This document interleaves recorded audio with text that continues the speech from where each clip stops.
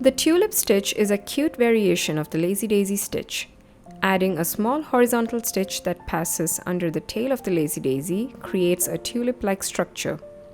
Use it to create texture on the fabric or to even make small tulip formations.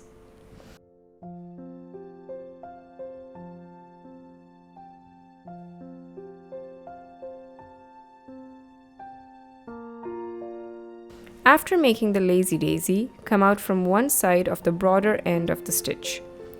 Pass the needle under the tail without plucking the fabric and take it through to the other side. That is it. I hope you liked this video. Let me know if you did. And don't forget to check out our ebook with more than 300 stitch tutorials from the link given in the description. Thank you for watching.